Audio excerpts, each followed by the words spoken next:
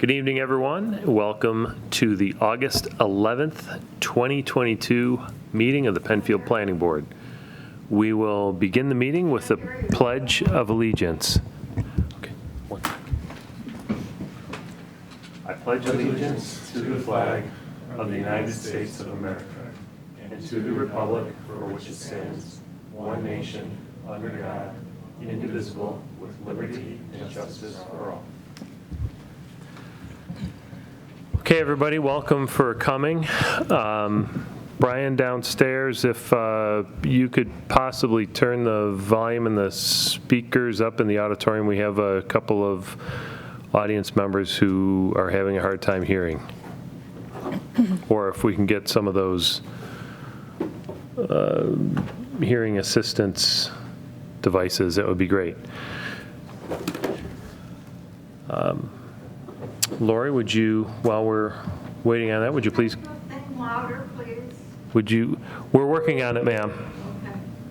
Okay. Would you please call the roll? Sure. Hetzke. Hetzke here. Aken. Aken here. Kanauer. Kanauer here. Sangster. Sangster here. Sangster here. Weissar. Weissar here. O'Connor. O'Connor here. Dubreck. Dubreck here. Gray here. Okay. We have minutes from the July 14th meeting. Hopefully everybody's had an opportunity to review them. And if I could entertain a motion to approve, that'd be great. Motion to approve. I'll second. Hetzke. Hetzke, aye. Aken. Aken, aye. Kanauer. Kanauer, aye. Okay. Okay. Doug, would you like to go through our tabled applications? All right, yes. So we'll start with 1838 Penfield Road, Verizon Wireless. So since our last meeting, we've received responses from the applicant addressing the RF consultant's latest report. They did verify visibility of the tower. Within 1 mile will be the prime visibility of the tower. Outside of that, they did identify an area about 1.5 miles away as you're heading east on 441 towards the Four Corners. You may see it before you go, I believe. As you head down the hill. As you head down the hill. But then once you reach the bottom, it'll be out of visibility. Okay. Additionally, we did receive an updated technical review from our RF consultants. The general findings of that were that the height appears to be the minimum that would adequately facilitate their needs and the needs of the users. The only thing that they brought up that would be a question for site plan review for the planning board, and Jared's not here, unfortunately, to answer it, and I'll apologize to him if this has already been asked and answered, but is not shown on the plans is like a backup generator. Generally, most cell towers have some form of backup power facility for when the power does go out. They would still be able to provide cellular coverage. They do not show anything on the pad for this cell tower. So just providing that and potentially any noise abatement given its proximity to the Charles Finney School and to other businesses. Okay. Yeah, I know the fire department does have a backup there as well, which is probably in pretty close proximity to where that tower pad is, too. Yeah, I believe they have a facility on the north side of or they have a generator on the north side of their building. Okay. So that was the only question we still had left to pose at this point. They will be meeting with the zoning board. Special work session for a special Monday. work session on Monday, which the planning board has been formally invited to and was advertised to as part of the legal notice. Okay. All right. Maybe continue table. Yes, do we have to, what's the status on the shot clock time? I believe we extended it at our last meeting, so we are good until September. Okay, I couldn't, yeah, the last I thought it was the 12th, but if we push that out, okay. Yeah. So given that, I will make the motion to continue tabling this application. I'll second. Hetzke, Hetzke, aye. Aken, Aken, aye. Kanauer. Kanauer, aye. All right, next tabled application is the Chick-fil-A. We were contacted by the applicant requesting that they be continued tabled tonight. They've asked for additional time to respond to the board's comments in the latest PRC memo from town staff. Okay, somebody want to move it? Yep, I'll make the motion to table. I'll second. Hetzke, Hetzke, aye. Aken, Aken, aye. Kanauer. Kanauer, aye. All right, third tabled application, 1911 through 1977 Salt Road, the Peyton-Sydney subdivision. Since our last meeting, we've had some back and forth discussion with the applicant's attorney and their engineer regarding the requirement to go to the zoning board to memorialize the pre-existing non-conforming conditions. So they are aware of that, both the engineer and the attorney. That said, we have prepared a Part 2-3 EAF and a draft approval resolution, because Right. this is something that if the board wanted to, they could make it a condition of approval, that they receive the condition of approval being based on getting approval from the zoning board. I personally would be in favor of that. I don't see a reason to postpone. We can condition the zoning Yeah. board I agree. variance for that. So I don't know if somebody wants to move to authorize me to sign the EAF. Sure. Motion to approve the EAF on this project? I'll second. Hetzke, aye. Aken, Aken, aye. Kanauer. Kanauer, aye. For that condition, it should match the language of the group home. Because, you know, it's not necessarily, it could be a variance, or it could be like an interpretation that they don't need a variance because it's pre-existing. So like an approval conditioned upon, you know, favorable opinion of the zoning board, whether it's a variance or an interpretation on that question. Okay. I think we drafted language for the, Yeah, I can Yeah. ensure that. All right. language is in there. I think that's a good idea. All right. So with that condition, do we want to Yeah. move the Yeah. approval resolution? Yeah, I will move the approval resolution for this project pending a condition of favorable approval From the zoning board? by zoning board. I second. Hetzke, Hetzke, aye. Aken, Aken, aye. Kanauer. Kanauer, aye. All right, moving on, 2070 Empire Boulevard, the RG&E substation. Similar to Chick-fil-A, we've been in contact with the engineers with Labella and with RG&E. Did have some fruitful conversation with them. They are going to look to provide some additional information that they could provide to the residents in the surrounding area on the necessity and why they cannot just utilize their existing site or retrofit their existing site, but in language that is less technical than was gone into during the public hearing. They have requested some additional time to do that information, to go to the zoning board and to respond to the tabling resolution and PRC comments. So they've requested to be tabled tonight. Yeah, and I'd also like to request architectural changes if we could have that look like a house, the way a lot of other ones do, or disguise it in such a way that you don't really know what it is, that would be terrific. And we addressed that in our last tabling resolution, but it's something I can certainly reiterate in this one. Okay. Motion to table? Okay, got a second? Yeah, and I will second. Hetzke, Hetzke, aye. Aken, Aken, aye. Kanauer. Kanauer, aye. All right, then we have 2 action items on the agenda as well.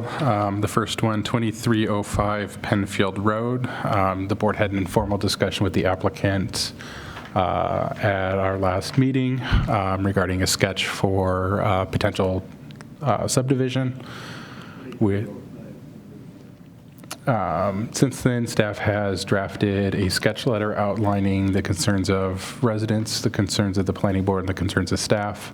We provided that draft for you for this meeting, looking for your approval to send it out to the applicants. Yeah, the second paragraph, just, we need to, I don't know, eliminate some words or reword just a little bit. It reads kind of weird.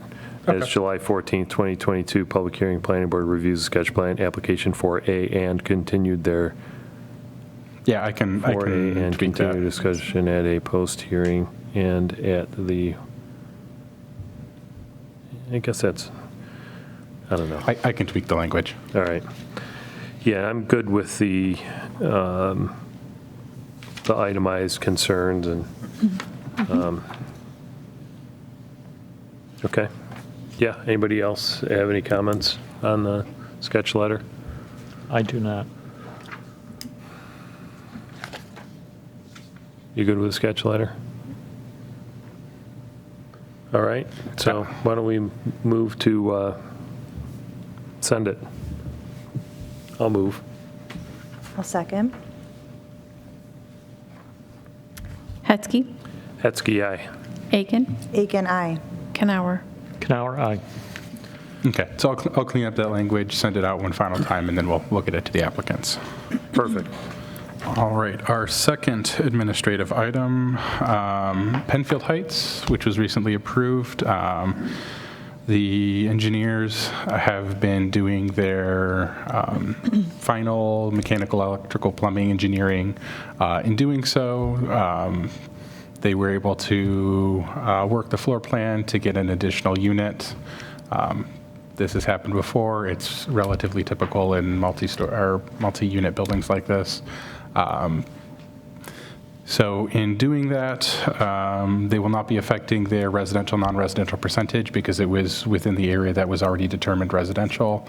And it is a nominal increase in their unit density. They'll be moving from 18.2 units per acre to 18.3 units per acre, which is still well below our 20 units per acre maximum. You're not changing any footprint of No. the building. Anybody have any issues? No. Staff doesn't have any issues, I don't believe, okay. Somebody want to move to approve that? Sure. I'll make the motion to approve that change. I'll second. Hetzke, Hetzke, aye. Aken, Aken, aye. Kanauer. Kanauer, aye. Okay. Nicely done. We can move directly into the public hearing portion of our agenda this evening, assuming our applicant is here.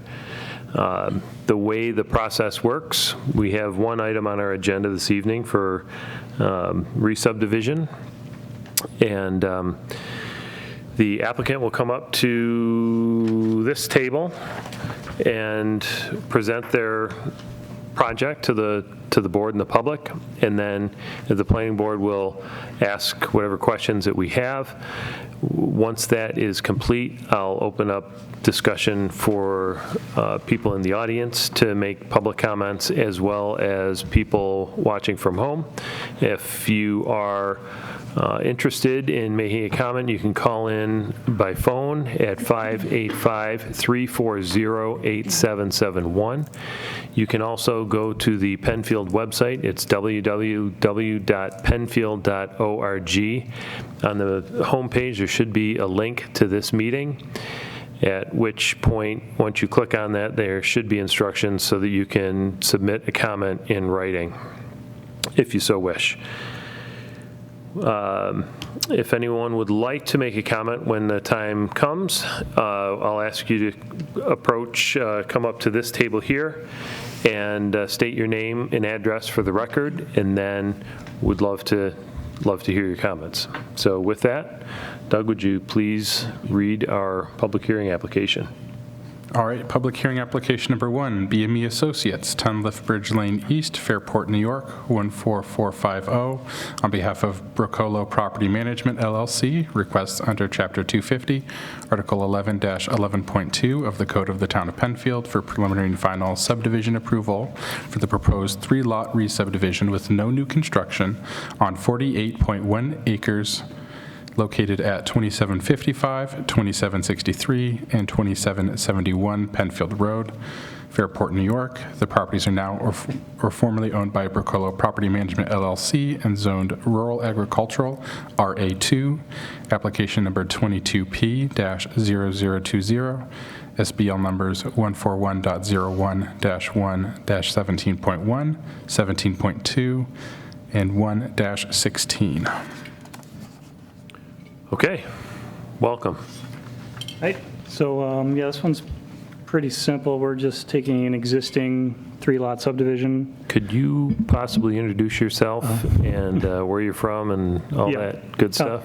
Yeah, Matt Palmer with BME Associates. Okay, And then, yeah, so we're taking the existing 3-lot subdivision, adding 2.7 acres to Lot 1 and 2.7 acres Lot 2, then cutting out an additional lot out of the southeast corner that will be sold to the current resident at 12 Furman Heights, and then they will have a access easement so they can access it from Furman Heights, so we don't create a landlocked parcel there.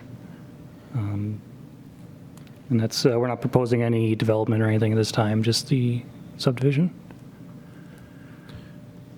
so, okay, wait a second.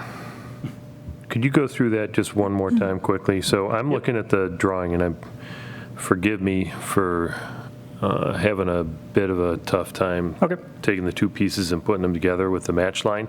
But, Yep, yeah. so we currently have Yeah, we currently have, three parcels. There's R2, R1, and then that almost like a flag lot in between them. Is that correct? Yeah, it'd be Lot 1, Lot 2, and then the remaining lands where it was the original subdivision, the Catherine O'Leary subdivision. And so 2771 is Lot 1, and we're looking to just extend the lot to the south, another 400 feet. So that would go then to where that new Lot 3 is? Nope. It would just go another 400 feet to the south, and then you still have a large 26-acre lot in the middle. Okay, so the only change is Lot 1 being extended to the south? And also Lot 2 being extended as well. which Okay, is so the Lot one- 3 becomes smaller? Yeah. Or the And they're- remaining lands? Yeah, the remaining lands become smaller, and they're cutting an additional lot out of the remaining lands that's going to be sold to. Conveyed or sold Yep. to? Okay. Tell me a little bit about the story. I've heard different fire districts, so Lot 3 will only be accessed now from Parrington, correct? Yes. Any issues that have come about because of that, or? Not that I'm aware of. We've just got the access easement. They're not proposing any development on it right now, so. So- Sorry, that's us. Okay. I'm sorry. Wanted extended Just- open time. Yep. Not yet. So I did discuss with the fire marshal. He was going to reach out to both Parrington and Penfield. The fire district lines, so the Penfield Fire District runs to the Penfield boundary. The Fairport Fire District runs to the Parrington boundary. So this new lot being accessed on Furman Heights would be in the Penfield Fire District, accessed through Parrington. The fire marshal didn't seem to think that there'd be any issue between the two fire districts, given the fact that it'll likely be assigned a Fairmont Heights address. Both districts will likely respond to it regardless, and any discussion between them could be done administratively between the two fire districts. I think Okay. there's properties like that, I think, between Northeast Joint and Penfield, like or along like Atlantic or Yep. thereabouts, where they got to go into the other district to get there. And Empire Boulevard's the same way, where Penfield has to go through West Webster's district to get back into Penfield's district. So Yeah, we just don't want to create a situation where it's, no man's land now. Yeah. and Something happens and nobody responds, so, So okay. the fire marshal didn't have a significant concern, but he was going to reach out and talk to both districts to make sure they're aware. Okay. And the rationale behind the overall subdivision, there's no building proposed? No, nothing proposed. They're just looking to gain a little bit more land on each of those lots. Okay. Any other questions from the board?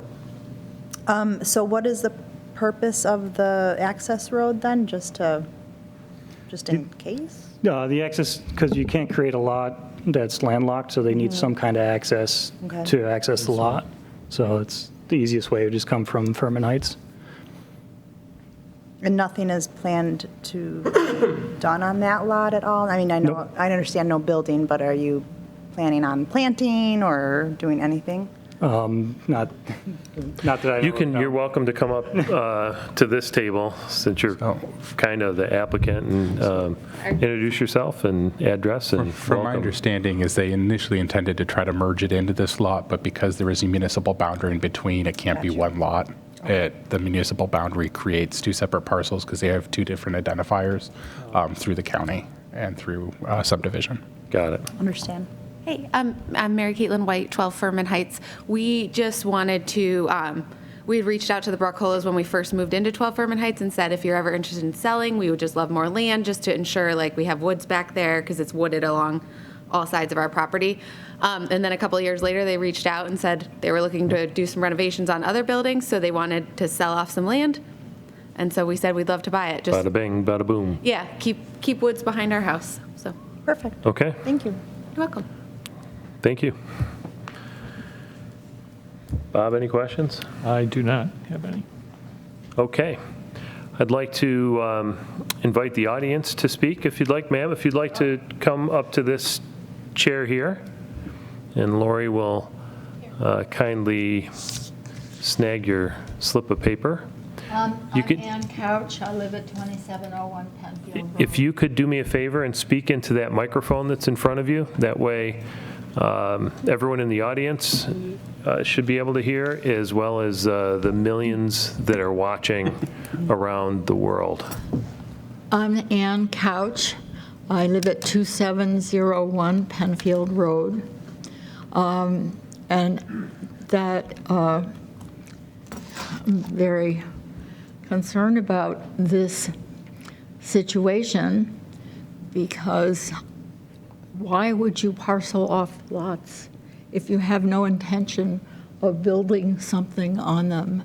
And why should it be permitted to leave it like that? Because once you have lots, then you just come back and say, hey, I have a lot, I'm going to put this on it. And you will have gone to the expense of making this change and parceling it off. You don't spend that kind of money if you don't have a long-range plan. And I haven't heard anything about that, and also hasn't been made clear to me, because I have never seen and really can't tell anything from what's in front of me. Do these lots actually have any frontage on Penfield Road? No, this new lot will be at the back. So like your property at 2701, the very back of your property is the Parenton Back of town my line. property is the Parenton line. Yep. So this lot will be coming off of the And Parenton where line will over that there. road be in relation to our property? There won't be a road. They'll have an access easement, and it'll be, You just said there would not Ballparking be it. a road? no. They just said there was going to be one. There's an access easement. Because the lot doesn't front to Penfield Road, it doesn't have frontage on any road. Is that just that one lot? Just that one lot. And the other two front on Penfield Road? The other two front on Penfield Road, one is the existing Brocolo nursery, where they have their nursery building. They're just pushing their lot line back, so they're moving a lot line And how far between two of back their does properties. it go? We have not received any information other than there would be a hearing this evening. So if you on this map here, so Brocolo has their nursery. They also own that lot next to them, which Now, is the which residual way are we acreage. looking? Are we looking south? Yep, so this is Penfield Road. She's got the cursor right Oh, there. so you're So that's Brocolo's you're nursery right looking at there. Brocolo's, and that's the south side of Yep, Penfield so they're Road. just pushing their lot line a little bit further back into some land that they already own. So they're just trading So land. why do they need a new lot line if they already own the land? They just want to move it between the two properties that they own. It'll likely, they're doing it Is because there it's some area reason for that? It's likely land that they already have and are utilizing for the farm Okay, market and well- want to keep it as part of the nursery. The other one is the neighbor to their east is adding land to the back of their backyard as well. Oh, now, wait a minute. The neighbor to their east Yep, so is one of the lots? yes, 2771 the Jewetts, they're adding some additional property to there. Okay, and where is the other lot? And then the last lot, the new lot, will be off of the Parrington town line. So So it's if there is a behind- road it's ever. behind the one you just showed me? Yes. So if there ever is a road in the future, it'll come out on Furman Heights in Parrington, not on Penfield Road. So basically, it's just behind what they have Correct. already, and they're parceling what's behind them Correct. into two lots. Into two lots. But then the third lot is, So there's only one new lot being created. The other two are sort of a misnomer. They're just adding property to it from another lot. They're moving lot lines essentially. well, that picture isn't showing me. That picture's, yeah, right, that was a current. So it's hard to Okay. see on that one. Catherine, can you drag? Now, what is that pond? That is an existing pond behind Brocolo's. Oh, okay. Catherine, can you zoom out a little bit more so we can see Okay. Penfield Road? Well, this is, I wish you had sent out this information rather than just said there would be a hearing. It should have been, you should have had access to it beforehand. There is access to it. There's access online as well as I'm if you sorry, but call. we are not able to do that. You could also call, so you probably got a postcard which told That's you it, about. that's all we got. And there was probably a phone number Yep, on there's the a postcard phone number. that you can call the town and ask, you can come in and view the documents ahead of time. So they are made available to the public in a number of different ways, but it would be,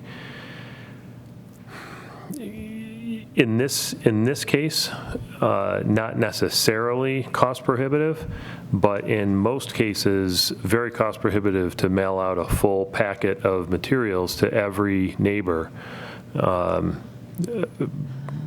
adjacent to every application that we get. Our taxes would go through the roof. So we make all the information available. If You could use a larger postcard and use a small portion of it to show what's going to be what's being considered. Okay, that's Okay. good That's- feedback. Might save you a lot of grief. Okay? Yeah. All right, so I was concerned about this because, first of all, it's labeled O'Leary property. And Mrs. O'Leary lived in a house that is just west of Brocolo. And you refer to all of it as being O'Leary property, which is, I don't know what the extent of her property was, but I did know her, and I know which one was her house. That's the name of the original subdivision, is the Catherine O'Leary subdivision. I can't hear you. That's the name of the original subdivision that was there. It's filed under Catherine O'Leary subdivision. That's why it's named that, because we're re-subdividing that existing subdivision. Okay, well, see, that's another thing that would be nice to have known. Well, I thank you very much. Thank you. Appreciate your comments.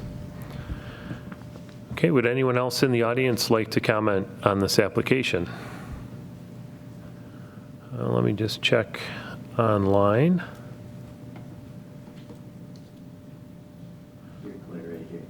Okay, Scotty downstairs in the engine room has informed me that we do not have any callers on hold or email submissions. So any other questions from the board or comments? No? No. Thank you, everyone. Thank you for your presentation.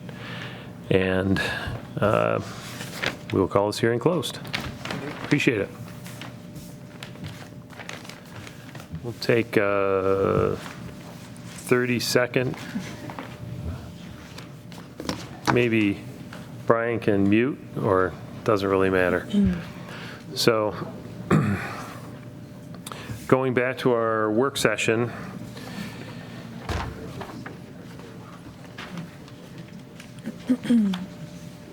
Yeah, I'm staying because those guys they didn't need me for that. thank you. Have a good night. Good weekend.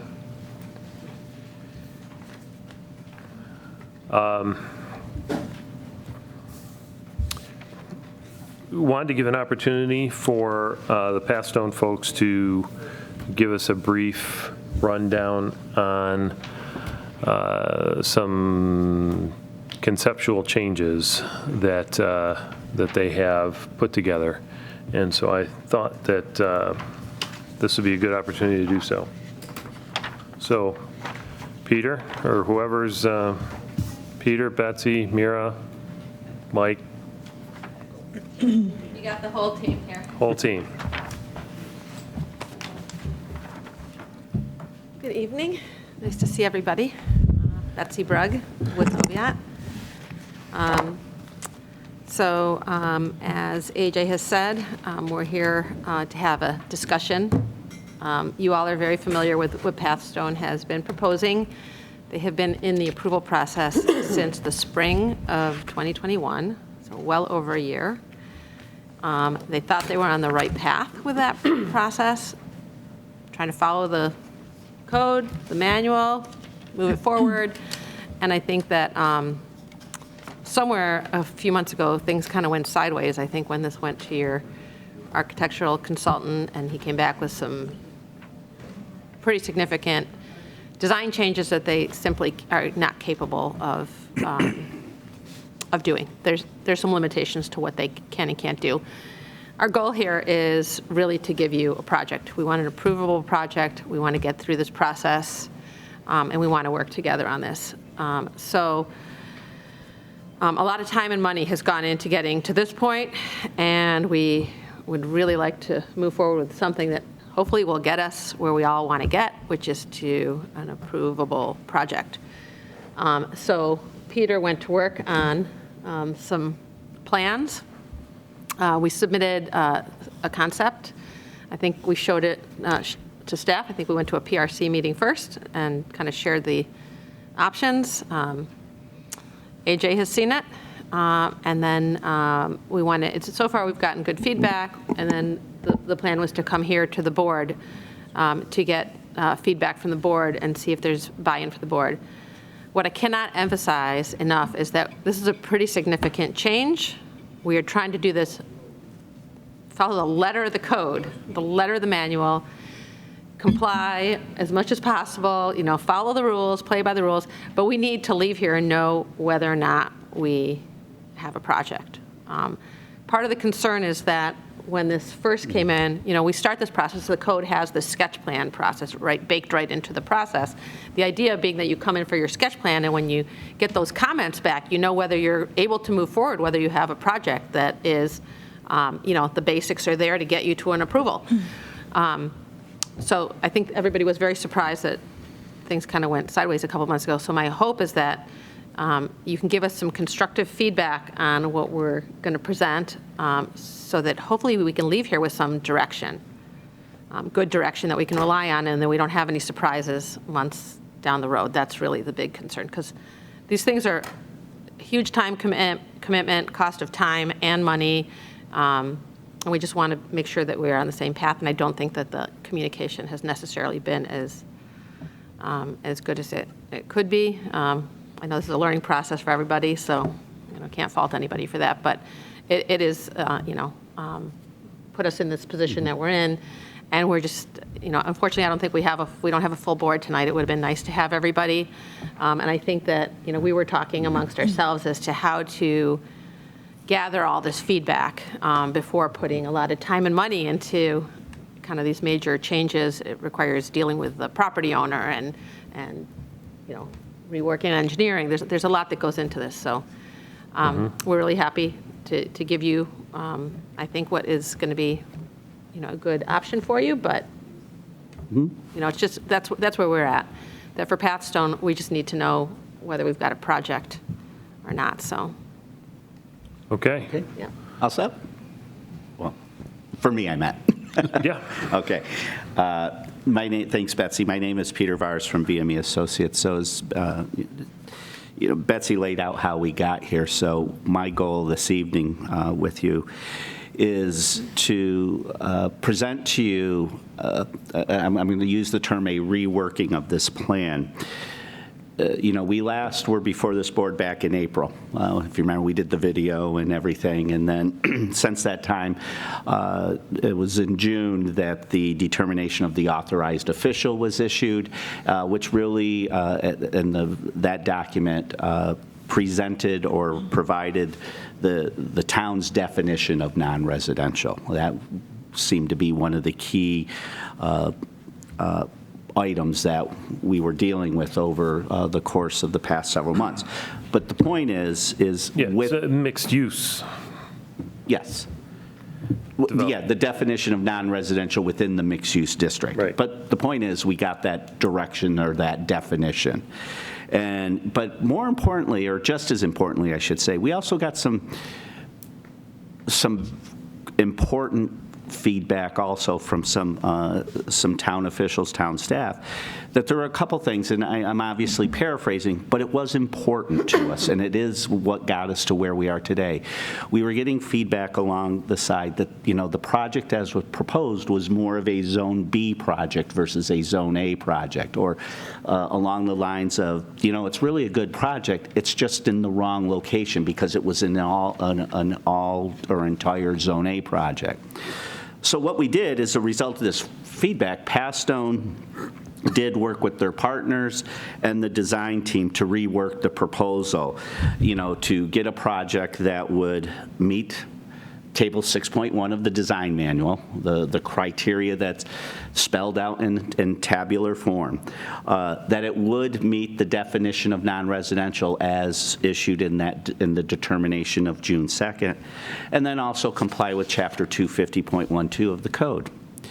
So as a result of this, even though the application pending is a preliminary and final subdivision site plan application, we kind of wanted to take a step back and review with you a sketch plan layout because of everything Betsy just pointed out. Instead of diving head first and maybe we're wading into this is a good analogy, because we want to be sure, and this is respectful of everybody's time and effort, and everybody involved, including those on the side of the town, that each step is a step forward.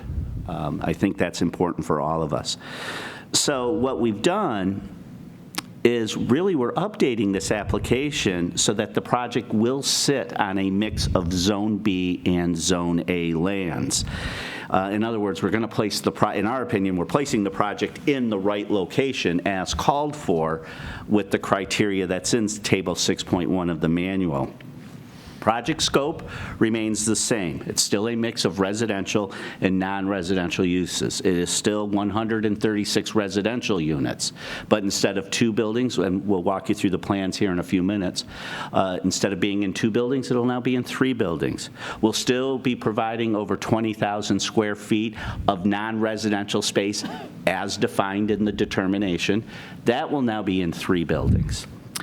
The project being considered, and we can just use this first drawing that's up on our screens, is really what the key change is that this project will now be placed, is proposed to be placed on the total 15 acres of the Wickham property. The original application included that 15 acres, but we were subdividing 5 acres out to incorporate with the 5 acres of the Grossman lands, thank you, of the Grossman lands to create the 10-acre parcel, and the other 10 acres of Wickham was going to be retained. What we're doing is what we discovered in going back and rethinking and reworking this project is the Wickham lands at 15 acres is split pretty much 50-50 between Zone B and Zone A lands. The upper 7.9 acres of the property is in Zone B. Because really that's what we did. We took a step back and said, okay, if this is more of a Zone B project as defined, where are their Zone B lands? And lo and behold, we actually have them under somewhat of, they're actually already part of the application as a component of the subdivision. So when we went to, and how we got there is we went to figure 6.3 of the design manual. That's where the zones are, I'm going to use the term roughly defined. And that's where we discovered that the Wickham lands do contain about 50% of their property as Zone B. So what we did is we went ahead and we prepared sketch layouts of what is now the proposed development and how it could be repurposed or relayed out on those 15 acres. The 5 acres of the Grossman lands, we call it Grossman, but it's the former Grossman nursery lands. Those would just be lands for future consideration. They wouldn't necessarily be developed. And that's important too because that's a core Zone A lands. And those lands will remain and be available for, I'll use the term appropriate Zone A development. Okay, so we'll just use this first map and then to walk you through of the general principles of how we've repurposed this layout, and then we'll walk you through the 3 alternates very quickly. So what we've done on this is the configuration you see is the 15-acre Wickham property. The Wickhams have about 280 feet of frontage on Fairport 9 Mile Point Road, and it aligns directly with the Sweets Corners Road intersection with Fairport 9 Mile Point Road.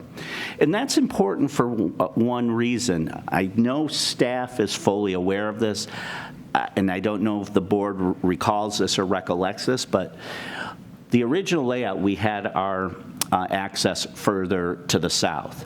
And when we met with New York State DOT, they were fine with that location, but they had issued a caveat, which was that driveway location was okay, but at the time when the lands to the north were to be developed and the 4-way intersection with Sweets Corners Road was to be created in the future, that the driveway as proposed on the current plan would have to be eliminated. In other words, the DOT wanted to minimize the curb cuts to Route 250.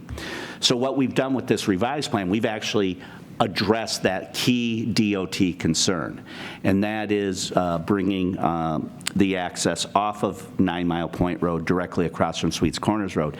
And it actually even complies with some of the grid layout diagrams within the design manual as to how that street grid system was laid out. So the point is, so the access now comes off of 250 at Sweets Corners Road. It comes in, it would be an east-west running complete street. The diagrams you see before you are very rudimentary, but we, as I think you know, completely understand the design requirements as it relates to complete streets that are within the manual. That would come in as part of the formal site plan application. But what we've done is we've taken the majority of the non-residential use, over 20,000 square feet of it, and made sure all of that is occurring with Zone A, and we've taken the majority of the residential uses and put them up to the north into the Zone B lands. So in the Zone A lands, what this development would comprise of is the complete street running east to west. It would include two commercial buildings along the entryway, and that's really where the design iterations come into play, because what is the best layout? Because we are somewhat confined, or constrained, I should say, by the dimensions of the Wickham property in this area. But that would be a commercial corridor coming in, working off the 250 corridor. It's been conveyed to us, or to Pastone, the commercial tenants that they still have interest in occupying these spaces have made it very clear that it's very important to them to have visibility off Route 250. But it does establish that sense of arrival. It does establish a commercial area coming into the property. Then as you move to the west, we would then have a mixed-use building. It would be a 3-story building. This is very similar to the building we'd always proposed in this location, where we would put the first floor commercial space parallel with the pedestrian spine, and then have the building also front the new east-west street, and then also front the extension of Penfield Square Road up the west side. This building would contain 57 units, and it's basically 2.5 floors of residential space. On this diagram, the gold areas outlined in red are the non-residential spaces that we use in our calculations. So we've eliminated all recreation space and all of that from our calculations. An addition to this plan is across the street, and this location is flexible. They've decided that they may want a community building, clubhouse, community space available for residents to use for, whether it's larger type gatherings. So there would be the ability for the public to use that space also as invited guests. But again, that's something we can work out as we move on. But the key is then as you move into the site, Penfield Square Road would be extended northerly from its extension in Penfield Square. And in this Zone B lands, we would have 2 residential structures.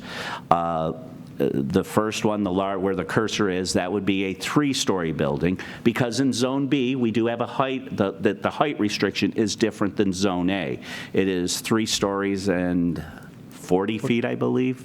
45 feet versus Zone A is 4 stories and 55 feet. So we lopped a story off that building and basically are proposing it as a second 2-story residential building that we're showing right now that would be in the vicinity of the pedestrian spine to provide a presence along that spine. If you dive into the design manual, they talk about the Zone B being a residential concentrated area, and so you are starting to introduce residential uses along some of these public ways. So that's conceptually what we're doing. There is some non-residential space in the building, but there is no requirement for a minimum of non-residential space in Zone B. It's just that non-residential space is allowed in Zone B. So there is that nuance. So as we mentioned, those 2 residential buildings would contain 79 units. The site access, as we mentioned, would be from Penfield Square on the west, Sweets Corners Road to the east, and we would extend the pedestrian spine continuing northward from its extension. So these layouts, if we just can scroll down through the other varieties, these just show how this road coming in could be configured. And I think what's important from a planning standpoint on this is, what do we really believe is the best location for that road as it relates to future development? The parcel to the north is in Zone B, and obviously the parcel to the south, which is the former Grossman 5 acres, is in Zone A. We tend to lean towards... Hold up. Go ahead. That's option B. So what we were looking at Yes. first was option Option A, yep. So notice how the roadway comes off Sweets Corners and sort of would that be a chicane? Yeah, sure, let's, Option B, wait a minute. yep, Yep, this is B. that's B. B, the road goes right up along the property line, and both commercial buildings for this development would be on the south side. Correct. And then option C places the building along the Grossman property to the south and puts the commercial buildings abutting the Zone B lands. You know, all of this is, I think what's important with this layout that for the consideration is the Grossman lands to the south. It's the Zone A lands. So in theory, it has the highest intensity of uses allowed. So I think it's important the layout we do in this can facilitate the most efficient use of that acreage. So, can I interrupt you? Yeah, yes, that's, Bob and Kelly, I kind of want your thoughts on, I guess, the road, your initial, in seeing it, what are initial thoughts on that, not holding you to anything? A, B, C? Yeah, I think just looking at option A,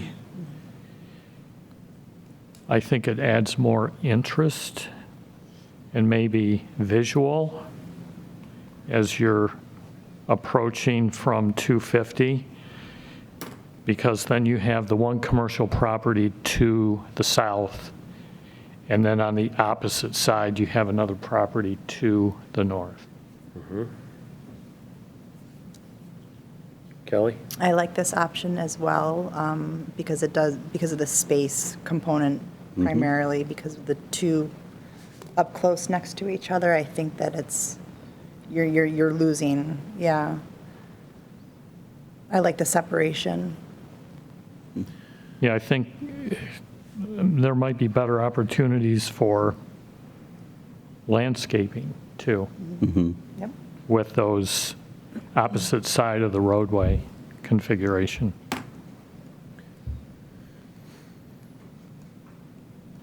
What about the possibility of a modified A, where it curves to the south a little further to the east, just a little bit to get closer, so you have kind of a combination of accessibility from the property to the north as well as the Grossman property? And I don't even know if that's going to be a big issue, because you own both, or you have control over, I guess, Yeah. both the Grossman and the Wickham. Yeah, if I can, I would ask you a question, make sure I understand your comment. Is it your concern as to how a road coming in or out of the Grossman lands would intersect with this road as proposed? Kind of how it would intersect, and if that is to potentially be sort of a main street, Yep. street of shops type thing, how does it manifest itself over time?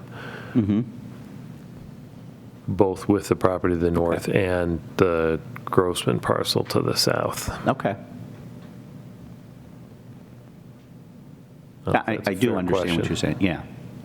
You know, and part of, like I said, you know, not to reiterate it too much, you know, these are rudimentary for this exact purpose. Yep. You know, once we get into it, we will better define parameters, 'cause, you know, parking demand, you know, what the on-street parking is we're providing as it relates to these users. But we're very attuned to exactly how, maybe we have a lot invested emotionally and mentally into the Grossman lands that we know we need Right. it needs to work. We Right. can't do a layout on the Wickham properties that It's going to preclude anything on the Grossman. that diminishes the opportunity. Correct. We understand that importance.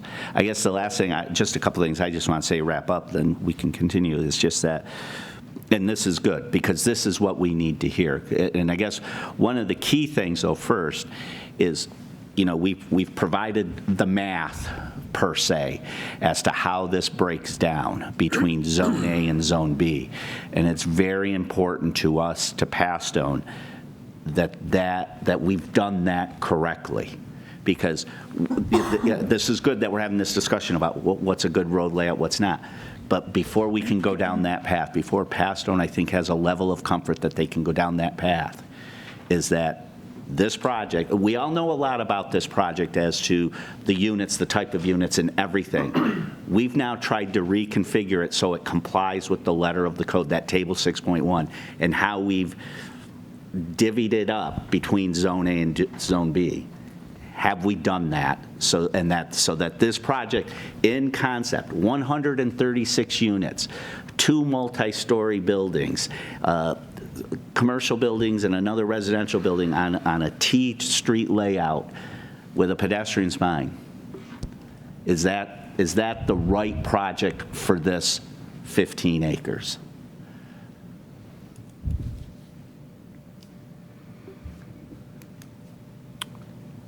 Right, you mentioned the townhouse type structure. So I don't know if you did you talk about that just now? We just mentioned it. Right now it's proposed as a two-story building. And actually, there has been discussions that it would be, I think, preferred, for lack of a better term, that the architect, and obviously we haven't talked about architecture, right, but that I think there was comment about it being good if that architecture, because of its location on the pedestrian spine, had a presentation of, individual entries. And, in other words, we're not looking, and I know Passtone and Pastor the architect, they're not considering, I'll use probably maybe an inappropriate term, a 1970s box with a main entry and, with a bunch of apartments off that this will have character, for lack of a better term, that's important to that because of what we're trying to convey here. Right. Okay, initial thoughts from the two of you. Yeah, Peter, I had a question. The commercial space that you identified in the residence buildings, what would those typically be, or what would you foresee those being used for? That building hasn't really changed at all, and why that's important is we've always identified that space. Which one are you talking about? Where the cursor is, the multi-story building that's in Zone A. And I believe that's the space you're talking about. Well, that space, and then also the one to the north, there's a couple, again, there's some red blocks for commercial. Yeah. So that's kind of the same answer for both, which is the smaller blocks. Those are, for lack of a better term, they're like WeWork spaces. They're office spaces, based on some of the programs that are going to be offered in this. It's programs, as Eagle Star has been identified. So it's not only office space for residence use, it is third-party office space that is operated and managed by the third party, and it is available and is used by people that will come and use those services. So it is available for people, non-residents that are in those programs, to come here. Now they have a common workspace to work with. So that's the smaller blocks in that upper building, and a good component of the 8,000 square feet along the pedestrian spine. So it is an office type space. And maybe more a question for staff. Would we anticipate a signal at that intersection? So we're currently in the early phases of doing a corridor study with one of the town's traffic consultants, Barton LaJudas, that'll be looking and identifying needs as the mixed-use district develops out from Wayland Road up to Plank Road. Ultimately, this is a state road, state DOT. It'll be their determination, regardless of sort of staff concerns. It is something that we've identified, something we'd like to see, but it'll be an ongoing conversation at state DOT. Okay, and then probably at some point, a little bit of a realignment of Sweets Corners. That would be something that will likely be identified through our traffic study in the area, is potential realignment of Sweets Corners Road. Okay. Thank you, Peter. Sure. Kelly? Yes, so the two full-size commercial buildings as you enter into the property, do you have occupants already selected for that, or is it more workspace, or? No. So the first building, the one closest to 250, is still being identified as a food operation. The tenant is still, or the prospective tenant is still interested in the space. Obviously, no leases are signed because there's not a project yet, but that interest is still there. The second building is at this time, what's the term I want to use? Is not Conceptual at this time? Yeah, but the point is, a tenant's not been identified. But the point is they're making the commitment that that space would be provided. Because it's the the chicken and the egg thing. They kind of need, especially with commercial space, they've got to show they have an approved project to engage tenants that can engage in financing activities for that. So. Okay.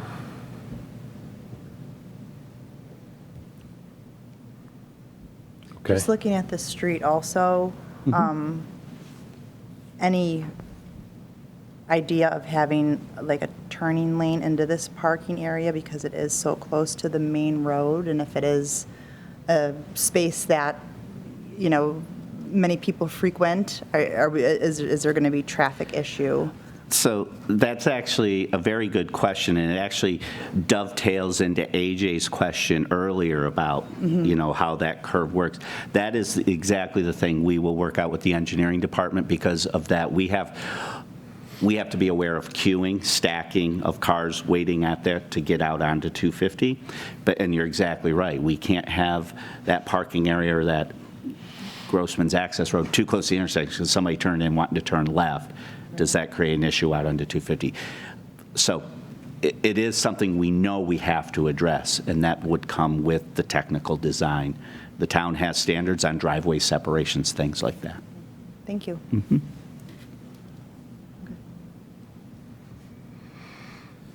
Okay. Like I said before, on first glance, it definitely is I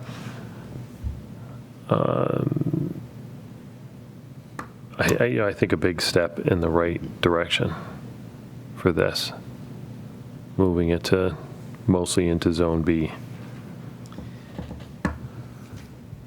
And I do think what's important, and it's one thing I was remiss to mention, the other thing this layout does that I think is really to the benefit of the district as a whole is it creates potential.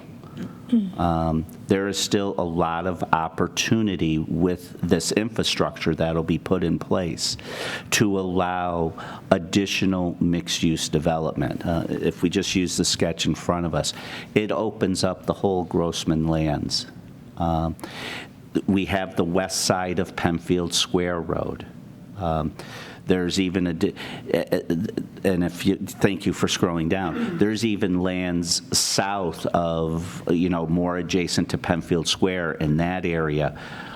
So there's the potential as momentum builds within the district for this to continue, this piece even to continue to evolve. Because I think that was one of the things I wanted to point out that we heard. I think one of the larger concerns this board had with the original proposal and I think it was AJ, you said it in your words, was when we were all concentrated in Zone A and we were at where we were at with the commercial, you said, but if we don't get the commercial here in this Zone A land, where do we get it? Correct. Right? So we heard that. This preserves that Zone A potential because, one of our arguments were, or points of, and I think we are moving there to address it, was commercial thrives and survives, but you need rooftops, or you need the residents to support it. By moving our main over, 2/3 of our residential population of this project and putting it within Zone B, which is really where it's supposed to go in a way. We've now also, I'm going to use the term, we maxed out the density of our Zone B lands at 10 units per acre, 7.9 acres, 79 units. So we maxed that out as to get in every residential unit we could within the Zone B lands on the Wickham lands. So we've maxed our population, and now we've left Zone A lands that, as these people move in and as the market figures out where the demands are services, there's now building pads that could be ready to go beyond this, because the Zone A component of this is well under the density requirements of Zone A, and it does provide opportunity then. Mm-hmm. Okay. Again, I have a question. sure. So I'm sitting here No. thinking, how do we proceed in terms of, how do we get feedback? Because we're missing 2 board members. Is it possible to get feedback? Just make sure that sort of everybody, Well, how do we, I don't know how to. what the yeah, answer no, to that is a challenge. Terry, I think, is out of town or on vacation. I don't know where he is. But he had said a couple months ago that he wasn't going to be here. Jim has COVID. So I shouldn't say that on TV. Scrap Well, that. you did. Already did. Oh. So he Maybe couldn't he's be watching. here. Yeah, hopefully, I know both of them will watch it and we'll solicit their feedback as well. I definitely want to get their feedback, as I'm sure all of you do. Yeah, and I guess it's something Betsy and I talked about. I mean, and we would obviously make ourselves available if it was Absolutely. feasible to meet with them even with a staff member. Okay. Well, I'm going to use the term offline. If Sure. we obviously would make ourselves available to do that. Okay. Okay. That's probably a good idea if that can. I think it's a very good idea. I'm just thinking of HEPA laws that I just broke or whatever, I don't know. Sorry, my fault. Thanks a lot, Betsy. It's entrapment. Broke your train of thought. Overall, do you think it's improvement, on the right track, moving in the right direction? Yes. Yep. Yeah, I like the looks of it. Okay. I would agree with that. Okay. As I mentioned before. In terms of, we'll have to go through the actual numbers and, Yep. I guess scrutinize that stuff. I'm not prepared to give a answer on that. Yeah, I would. It would be your normal protocol that there would be Right. a board memo issued that establishes, I'll use the term, the sketch plan comments that have to be addressed as part of an application that moves forward. Yeah, so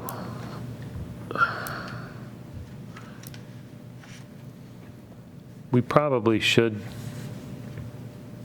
somehow draft some type of memo, almost like a sketch plan letter, I so to treat speak. it that way, yeah.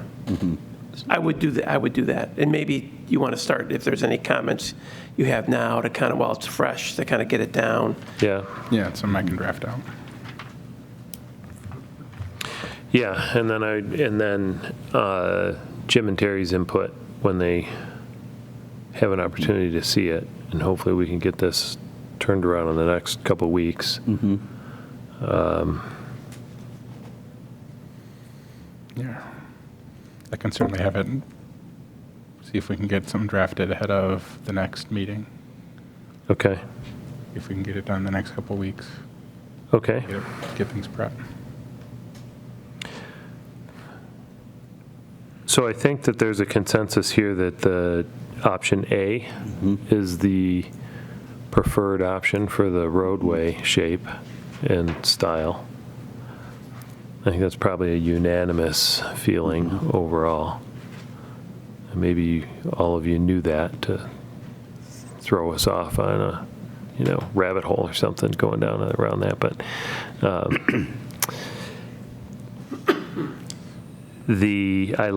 personally, I like the idea of that building, let's say the north central along the pedestrian spine being like a townhouse type, 2-story side by side or up down, whatever you call them.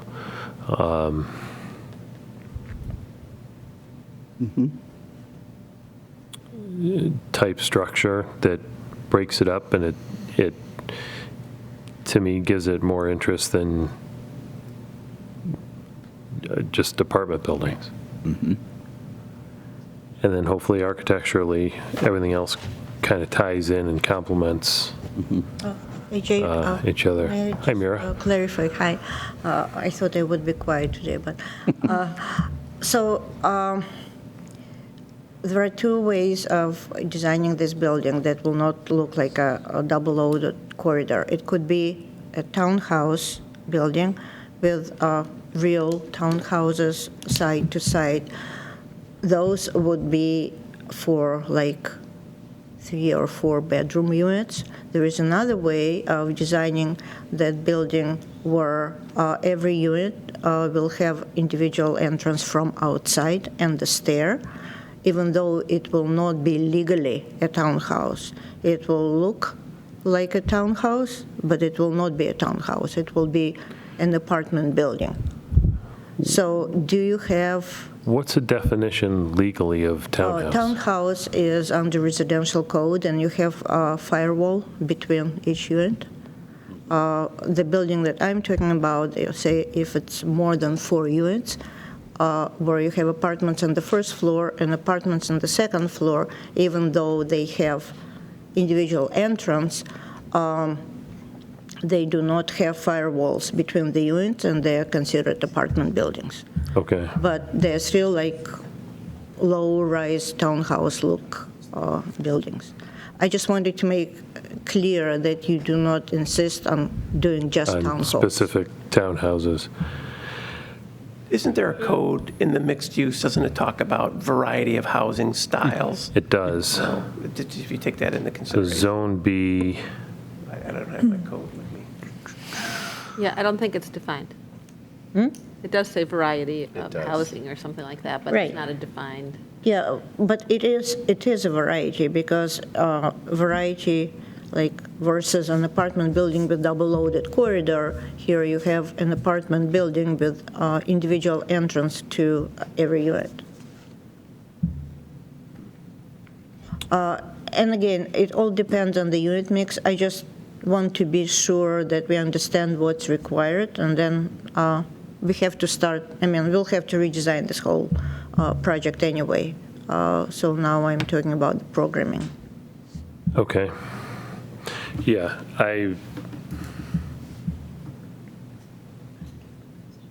you're looking for a specific answer right now, I'm not prepared to give that. Okay. AJ, could I townhouse suggest versus- something?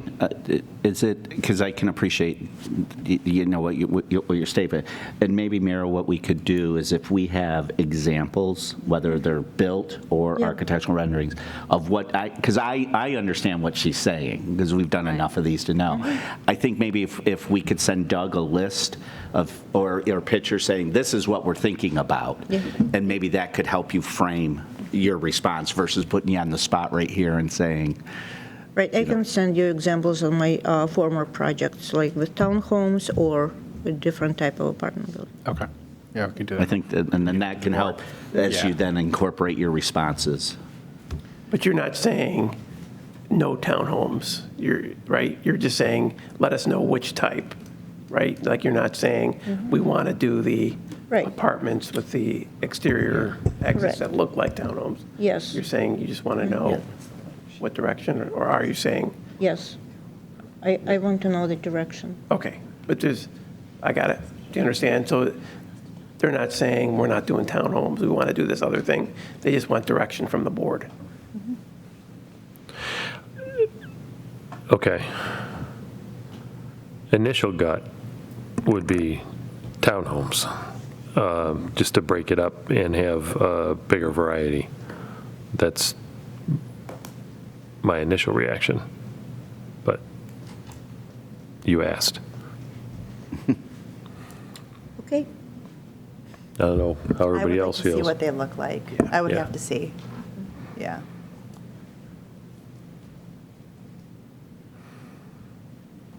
I mean, to get a more eclectic mix of residents, to get, No, that's perfectly fine. I mean, I just wanted to know how much freedom I have.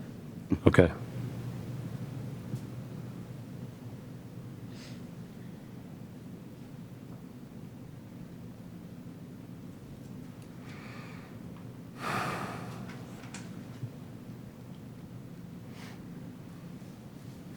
Okay. All right, other comments?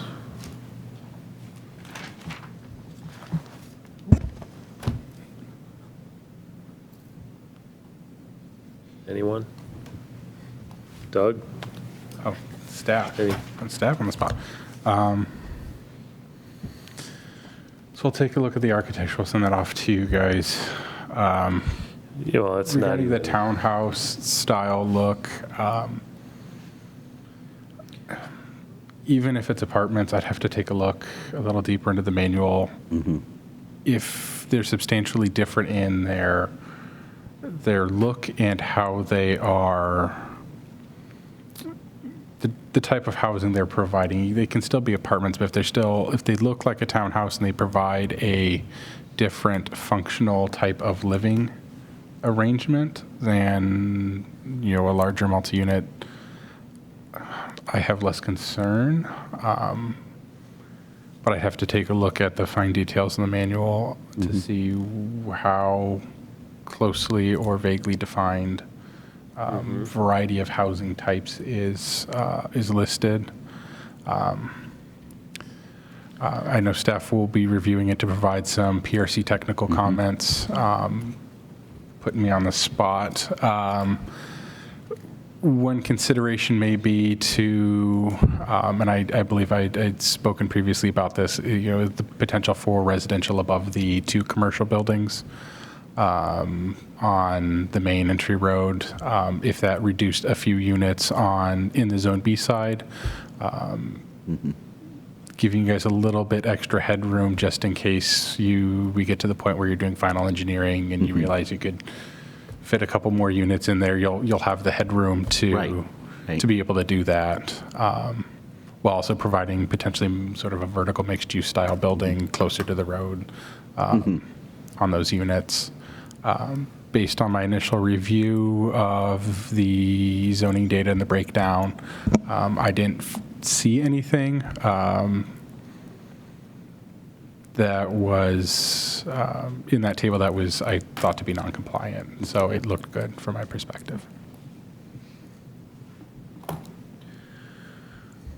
Bob, any final things, comments? There was one comment that I think Peter made. I should probably, because I made a note of it, and maybe I didn't quite understand. You mentioned,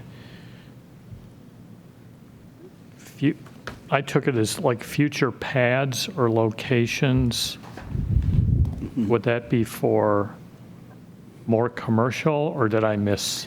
No, what I was saying is the Zone A component of this is below density thresholds as it relates to residential, But, Right. I mean, we can provide, the Zone A code, or I'll use that term code, there's no limit as to how much commercial could be there. My point being is, because of the way this is laid out, there's plenty of opportunity for additional commercial space to be introduced into this layout. Okay, That's what I that's- meant by that. Yeah, that's And- kind of the way I took it, but I Yeah. just wanted to be sure.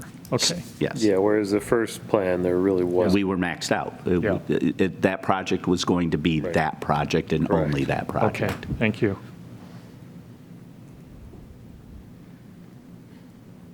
Okay. Does that help? I think so, Yes. yeah. Good. We'll get schedules put together for Terry and Jim, and That would be great. That'd be great. Yeah, thank you. hopefully we can. Appreciate the effort and the time. Yes, thank you for your time.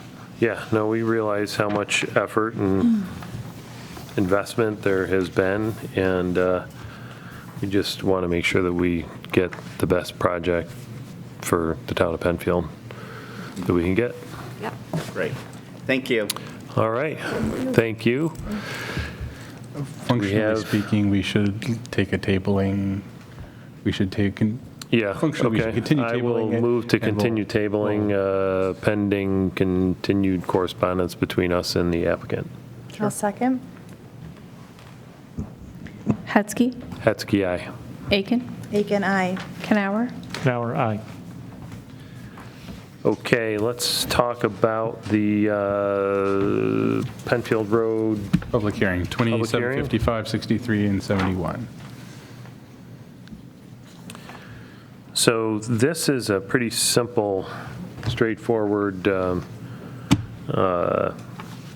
application, in my view, and they don't seem to, I think we have a, You have an EAF and draft approval resolution. yeah, it's pretty There's- simple. Can we, Staff really has no concern. my vote would be to let's get it taken care of. You guys good with that? Agree. Okay. Somebody want to move for the EAF approval? Yeah, I'll move to do the EAF approval. I'll second. Hetzke, Hetzke, aye. Aken, Aken, aye. Kanauer, Kanauer, aye. And for subdivision, re-subdivision, Approval. yeah. Move to approve the subdivision. I'll second. Okay. Hetzke, Aye. Hetzke, aye. Aken, Aken, aye. Kanauer. Kanauer, aye. All right. Are you trying to stretch it out so you get right to 8 o'clock? Thanks, everybody. Thanks for coming, all your efforts. And we will, if we have no other business, which I don't No other believe we do, business. we will adjourn. See you all next month. Have a great Labor Day. I know.